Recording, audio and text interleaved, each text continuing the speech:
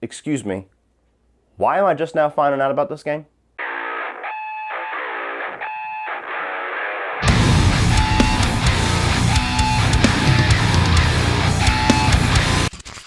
So Terminator Resistance tells a story of a lone Resistance member teaming up with a group of survivors to make the final assault on Skynet. What is up, everybody, and welcome to another random video game review. So I've actually been going through the PlayStation Store here lately, and while we're in between new AAA releases, just kind of checking out maybe some old games that I've never played before, scrolled past this game called Terminator Resistance, the Enhanced Edition for PlayStation 5, decided to throw caution to the wind and check it out.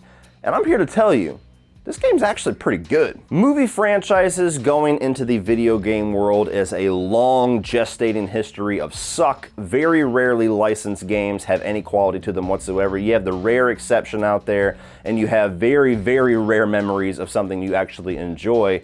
But I'm here to tell you, as far as licensed properties, Terminator Resistance might be one of the better games that I have ever played based off a movie franchise. Not saying it's perfect, because it is far from that, but if you're a Terminator fan, this is definitely worth checking out. And here are the reasons why. So starting off with the positives for Terminator Resistance, this game absolutely nails the atmosphere of that Skynet post-apocalyptic future that we have seen in the first two Terminator movies. The sound design is on point. The musical cues here and there just get you fucking pumped. I mean, during the final mission when I'm assaulting Skynet for the final time and you get that dun-dun-dun-dun-dun-dun, I was like, fuck yeah, bitch! Ah!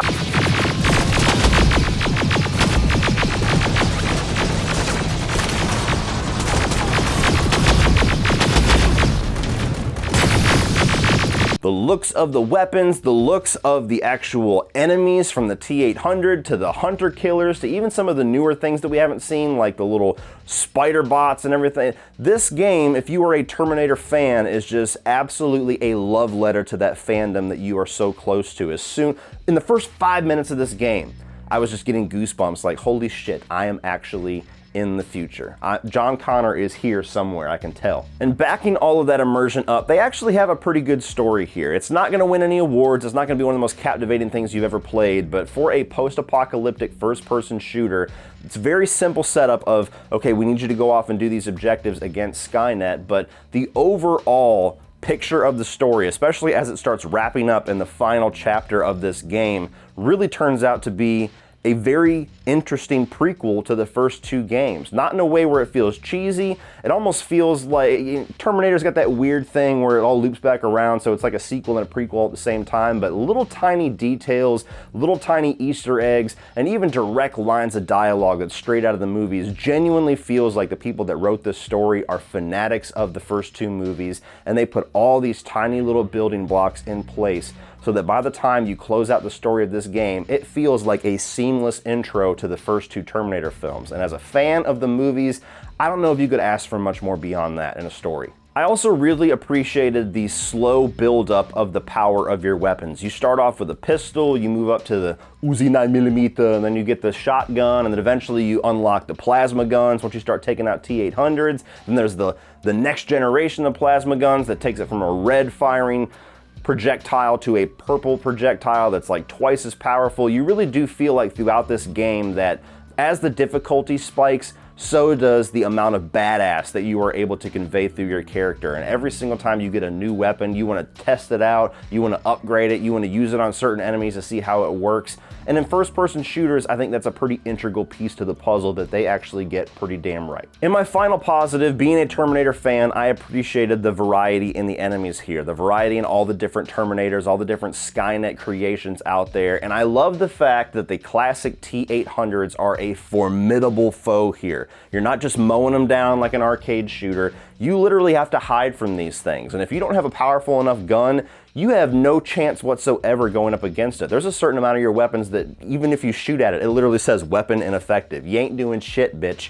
And there's a certain weapon you get at a point where it's a Terminator killer. It's like an electrified knife where you could do a little stealth gameplay, sneak up behind a T-800 and sever his metallic fucking spine, and you feel like a badass once you start doing that. But once you get into areas where there's like 7 or 8 different T-800s floating around, you genuinely feel a little bit tense. You're like, how the hell am I going to get through this?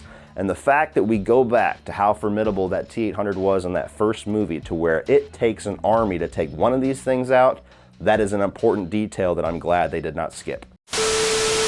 Attention, privates! I have an urgent message from the future about your privates. This video is actually sponsored by Sheath Underwear.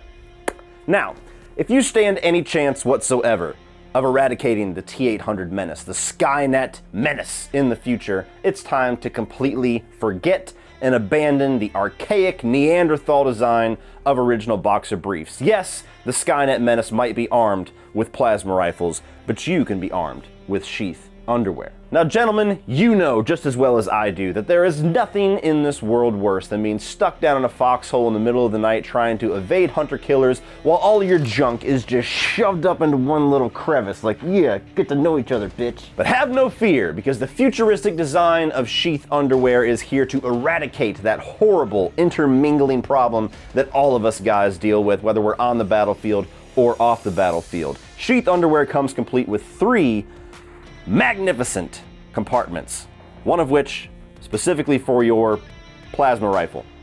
All models fit. As well as a little kangaroo pouch here for some grenades, you know, the ammo bag. And by the way, this awesome product was created by a US Army soldier whenever he was in his second tour in Iraq, and this guy is absolutely a modern hero, and in fact, a hero of the future. Number 1's John Connor, number 2 is the inventor of Sheath. But in all seriousness, guys, if you have any issues whatsoever with chafing or sweating or just a serious lack of comfort down in the undercarriage, Sheath is the modern solution to an age-old problem. So, if you want to kick more ass on the battlefield, if you want to readjust yourself less throughout the day, get yourself a pair of Sheath Underwear by checking the video description down below for my link, which is sheathunderwear.com/CLeach in all caps, or you can use my promo code CLeach to save 20% off of your order. Do yourself a favor and do your balls a favor, because they'll thank you. Moving on to the mixed, the main one for me is just the variety in the gameplay, like the mission variety. Now, this is a story-based game, so there's literal chapters that you have to go through where there's a main objective, but throughout that chapter, you will find sub-objectives. Like you might find a little Skynet depot that you have to go and either take over or blow up, or you might find like a hostage somewhere that you have to go save, or you know, some intel somewhere that you have to go retrieve. Or you can just skip all that and do the main mission, but you won't get as much experience, you won't get as much out of the game. And while I appreciated the variety and being able to change up my gameplay and attack things in whatever order I want, it's, you know, similar to open world, just confined. It did get slightly repetitive before the final couple missions, to where it really just felt like I was doing somewhat the same things over and over again, no matter what missions I was overtaking. But never to the point where I felt bored, just to the point where I started to notice some repetitiveness. And now onto the negatives. This game is definitely hurt by the budget. This is definitely a game that is not worth full price. Do not go out and spend $50 on this. Do not go out and spend $60 on this. Wait for it to be on sale. $20, $30, absolutely fair. Even $40 if you're a Terminator fanatic, I would say is fair for this game, but it's not completely fleshed out. It is not up to par with the current generation. It definitely feels like it's a bit behind the times. For all the things that it gets right, this is not going to win any awards. This is not going to be anybody's favorite game of the year. And unless you're a Terminator fanatic, I don't even know really if I would recommend this to you. But if you are a fanatic of it, you like first-person shooters, I think that there is enough in this game that they do pretty well that you'll be able to kind of look past a lot of the game's flaws, a lot of its shortcomings, and a lot of the things that seems like it should be very easily rectified in a game like this, and you'll probably still enjoy it. But for everybody else, it's not for you. And my final negative, a bug to keep an eye out for, because even though this has obviously had years of patches, and they've even done the Enhanced edition for the next generation that I downloaded, there is a bug in this game that if you start from rest mode and continue on, your trophies will not pop. And I went through a couple hours of this game before realizing that, and had to go back and redo all those missions over again to get those trophies. So anytime that you leave this game, save it and then close out the application and restart it, because if you don't, you're gonna go and not get any credit for the progress whatsoever, and that frustrated the living piss out of me. As somebody that loves trophies, and certainly about 25% of my motivation for checking this game out was that it'd probably be an easy platinum, and it was.